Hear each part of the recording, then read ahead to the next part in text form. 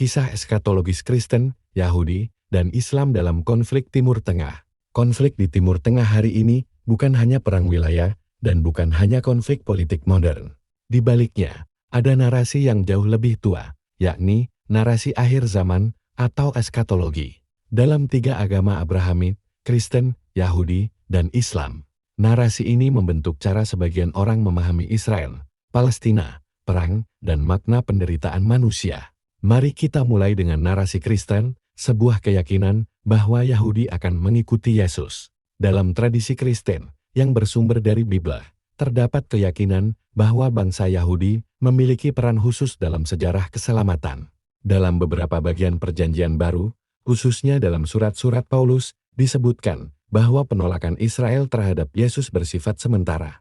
Di akhir zaman, bangsa Yahudi diyakini akan menerima Yesus sebagai Mesias. Bagi sebagian kalangan Kristen evangelikal, peristiwa ini adalah puncak sejarah manusia sebelum dunia memasuki fase akhir. Bagian kedua Israel Raya harus terbentuk. Dari keyakinan eskatologis ini, lahir pandangan politik keagamaan yang sangat berpengaruh. Dalam pembacaan literal tertentu atas teks Perjanjian Lama, tanah yang dijanjikan kepada Israel digambarkan membentang dari sungai Efrat hingga wilayah selatan yang dalam tafsir modern sering diasosiasikan dengan kawasan Arab. Dalam wacana ekstrem, konsep ini dikenal sebagai Israel Raya. Sebagian pendukungnya memaknai wilayah itu meliputi Palestina, Yordania, sebagian Suriah, dan Irak, bahkan hingga kawasan yang hari ini masuk wilayah Arab Saudi. Penting dicatat, ini bukan konsensus agama, melainkan tafsir politik eskatologis yang kemudian diberi legitimasi keagamaan. Namun tafsir inilah yang sering dijadikan pembenaran ideologis untuk ekspansi, pendudukan, dan normalisasi konflik berkepanjangan. Bagian ketiga, penyangkalan dari ajaran Yahudi sendiri. Ironinya, ajaran Yahudi klasik tidak sejalan dengan narasi ini. Dalam Tanakh, Yesus tidak diakui sebagai Mesias. Mesias dalam Yudaisme bukan Tuhan, bukan figur ilahi, dan tidak mati di salib. Mesias adalah manusia yang membawa keadilan, perdamaian, dan pemulihan moral dunia. Banyak rabi Yahudi menegaskan bahwa tanah perjanjian tidak boleh direbut melalui perang modern, dan akhir zaman tidak boleh dipaksakan oleh manusia. Karena itu, sebagian pemuka Yahudi menolak keras penggunaan agama untuk membenarkan proyek negara dan kekerasan. Bagian keempat, narasi Islam sebagai agama Abrahamik termuda. Islam hadir terakhir dalam sejarah agama Abrahamik. Bersumber dari Al-Quran, Islam mengakui Ibrahim, Musa, dan Isa. Namun Islam menolak Isa sebagai Tuhan dan menolak konsep penebusan dosa melalui salib. Dalam Islam, kiamat adalah kepastian, tetapi waktunya dirahasiakan.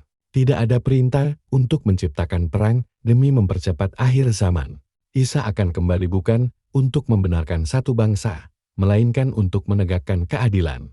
Bagian kelima, ketidaksesuaian narasi eskatologis dengan realitas masa kini. Masalah besar hari ini adalah narasi eskatologis kuno dipaksakan ke dunia modern. Kitab suci diturunkan dalam konteks moral dan spiritual, bukan untuk mengatur negara bangsa, hukum internasional, dan senjata modern. Ketika konsep seperti Israel Raya dipindahkan langsung ke politik abad ke-21, yang lahir bukan keselamatan, melainkan konflik tanpa akhir. Korban sipil menjadi angkat, kritik dianggap penistaan, dan perang dianggap kehendak Tuhan.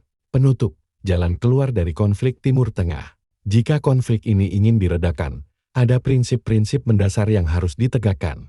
Pertama, agama harus dilepaskan dari ambisi geopolitik. Kedua, kitab suci harus dibaca secara etis, bukan literal apokaliptik. Ketiga, hak hidup warga sipil harus menjadi garis merah mutlak, tanpa kecuali. Keempat, solusi konflik harus kembali ke hukum internasional dan keadilan nyata, bukan nubuatan. Konflik Timur Tengah hari ini bukan bukti bahwa akhir zaman sudah dekat. Ia adalah bukti bahwa manusia sering memaksakan narasi Tuhan untuk membenarkan kehendaknya sendiri. Setiap kali agama dijadikan senjata, yang jatuh pertama kali bukan iman, melainkan kemanusiaan.